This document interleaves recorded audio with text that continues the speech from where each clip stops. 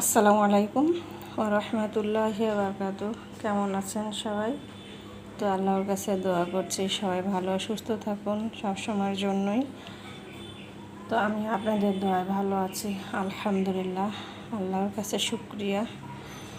তো আল্লাহ আমাদেরকে সবাইকে ভালো থাকার তৌফিক দান করুক, এটাই সবসময় কামনা দোয়া করি। তো আমি আজকে লাল শাক ভাজি করব, মানে রান্না করব।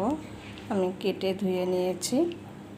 তো এখন এর জন্য আমি কাঁচামরিচ, রসুন, পেঁয়াজ কেটে রেখেছি এবং ধনিয়া পাতা কেটে রেখেছি। তো চলুন লাল শাকটা রান্না করা যাক। তো আমি কড়াই বসাই দিলাম। এখন আমি কাঁচামরিচ পেঁয়াজগুলো দিয়ে দিচ্ছি।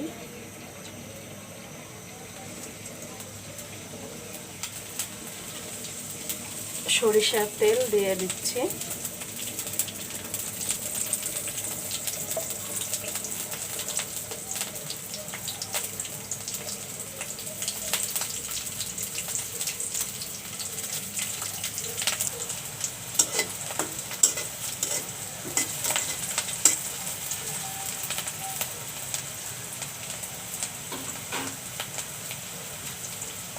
তো আমি এখন লাল শাকগুলো দিয়ে দিচ্ছি।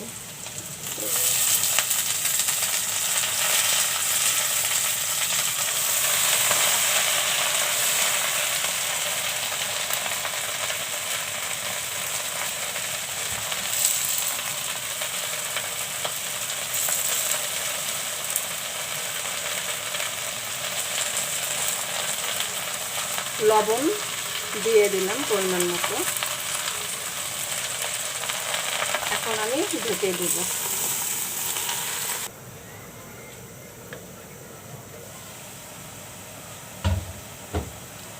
দেখুন শাকগুলো কতটুকু হয়ে গেল, আরও কমে যাবে। তো আমি এখন ধনিয়া পাতাগুলো দিয়ে দিচ্ছি।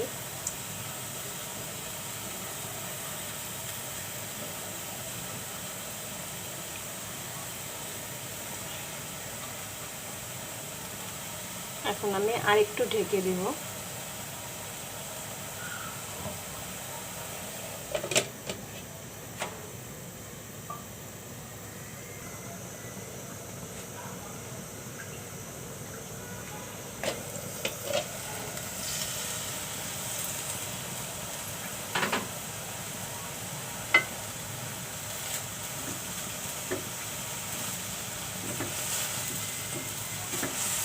দেখুন একদম ঝরঝরা হয়ে গেছে লাল শাকগুলো।